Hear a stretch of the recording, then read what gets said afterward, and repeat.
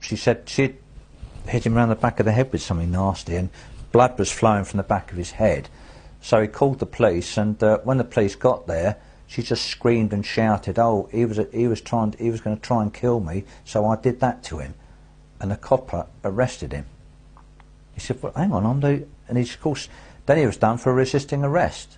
Thanks to Harriet Harman, a man can be found not guilty in a court of law, but the judge has a right to what's called a yellow card, and he can issue that to the man, and he can't, even though he's been found not guilty, go back to his own home and his children. How can we be making laws that do that?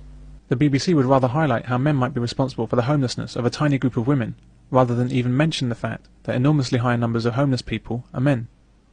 In light of this fact, it's somewhat surprising to see the picture of a woman heading up the site.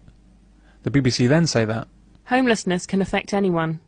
It can hit families and single people alike, young or old, men or women. But this is quite obviously a misleading statement. If homelessness can affect anyone, then why are over 90% of the homeless men?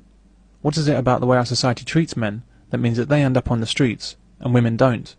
And why is it that when percentages were 81% women to 19% men, which are the BBC figures for victims of domestic violence, the BBC simply dismissed the murders and other suffering of men in domestic violence incidents as a minority not worth discussing? But when the percentages are reversed, as with homelessness, the BBC tells us that it can affect anyone, men or women, and women are not dismissed. People lose their homes for a wide range of reasons: falling out with their family, suffering from domestic violence, or being evicted by their landlord, to name but a few.